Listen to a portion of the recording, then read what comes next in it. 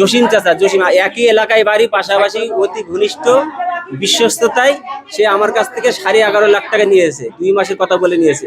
ওদের টাকাগুলো দে, আমি 2 মাসের পরে আমি যখন পেনশন হয়ে যাচ্ছে, পেনশনের টাকাটা পালে আমি তোর টাকাটা আমি দিয়ে দেবো, তোর টাকাটা দিয়ে দেবো, তুই 11.5 লাখ টাকা আমার দে। ওর ওর ওর বদলি সে হচ্ছে আমার চেক দিয়েছে, চেক দিয়ে সে আমাকে নগদ 11.5 লাখ টাকা নিয়েছে। আমার হচ্ছে 5 লাখ টাকার একটা বই আর 6 লাখ টাকার বই, 11 লাখ টাকা আমি ব্যাংকে জমা দিছি। পরে আমি যখন টাকা চাই তখন ওই জসিম বলে যে সার্ভার বন্ধ, সার্ভার বন্ধ। পরে ওরা পাইনি, পরে এসে দেখি আমার ব্যাংকে কোনো টাকা নাই। পরে আমরা আসছিলাম এমডি স্যারের সাথে দেখা করবো, পরে দেখা করতে দেয়নি। বাইরে আমি সামনে বলছি যে স্যারের সাথে 1 মিনিট কথা বলবো, কিন্তু তাও দেখা করতে দেয় নাই। গাড়ি আমার পরে চালায় দেয়, বুঝছেন। আমি গাড়ির সামনে দাঁড়ায় গেছি। টাকা রাখিছি 6 লাখ, এবার 6 লাখ রাখলি। আবার 2 বছর পরে আমি আইসি মনে করছি কি যে দেখি কিছু লাভের টাকা উঠাই নেওয়ার। আইসি দেখি ম্যানেজারের কাছে বই দিছি, ম্যানেজার কাছে কি যে আপনার বইতে কোনো টাকা নেই। এবার আমি তো এই জায়গায় অজ্ঞানেই পড়ে গেছি।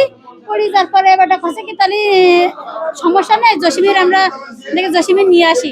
জসিমের কাছে আমরা জিজ্ঞাসা করি, এবার জসিমের কাছে জিজ্ঞাসা করি, স্যারেরা বলেছে কি যে জসিম আসুক, জসিমের কাছে আমরা টাকাটা যে তোমাদের নিয়ে দিবানি। আমার 6 লাখ টাকা আমি 21 সালে টাকা রাখছি।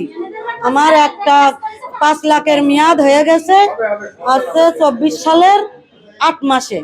কিন্তু আমারে বলে যে টাকা হলো সার্ভার পুড়ে গেছে, নতুন সার্ভার আসুক তারপরে তো টাকাটা উঠোইস। এখন ওই বলতে আমারে জানুয়ারি মাস পর্যন্ত নিয়ে গেছে, 25 সালের জানুয়ারি। 25 সালের 5 তারিখে আমার আসতে বলেছে, আমি আইছি। আসলি ও আর আসেনি, ও পলাইছে। আমার একটা বইও নিয়ে এনেছে, 5 লাখ টাকার বই। আর একটা বই আমার কাছে আছে, সেই বইটা আমি ব্যাংকে দেখাইছি, বলে এই ব্যাংকে কোনো টাকা আপনার নেই। এখন আমি ওইভাবে ওদের বাড়ি যাই, দেখি ও বাড়িতে পলাতক। ব্যাংকে যখন আমরা চেকে যে টাকা তুলতে আসি তখন দেখি ব্যাংকে চেকে টাকা নেই, ভুয়া আছে। মানে চেকে খালি চেকে আমাদের সই করে দিয়েছে যে ব্যাংকে টাকা আছে, এসে দেখি নেই। তখন আমরা চেক ডিজাইনার করে মামলা টামলা করেছি, এই পর্যন্ত রয়েছে। ব্যাংকের থেকে বলেছে যে ওর জায়গা মানে জমি বিক্রি করার পর পেনশনের টাকা পর আমাদের পুরো টাকাটা ফেরত দেবে। এরকম ভাবে চলছে। ব্যাংকে বলেছে যে জসিমকে খুঁজে আনলে আমাদের টাকাটা দেবে, কিন্তু এখন জসিম মোটামুটি জসিম এখন ব্যাংকে লেনদেন করতেছে, আসছে, কিন্তু আমাদের কোনো নিউজ নেই।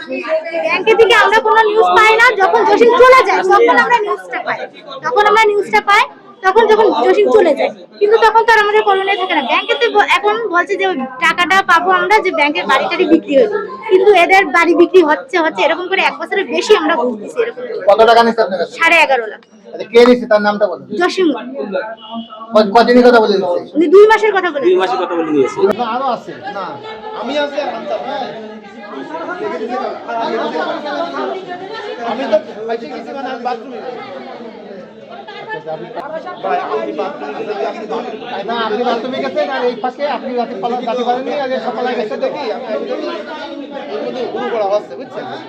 আমি যেদিন 2 ঘন্টা জিজ্ঞেস করতে কি হচ্ছে ভাই, কি দিদি, তখন ওই ঘটনা বলছি। আমি তো থাকলে অবশ্যই আমি বলতাম যে ওদের একদম কথা বলুন, আপনারা যদি ওনাদের উপকার করতে চান তাহলে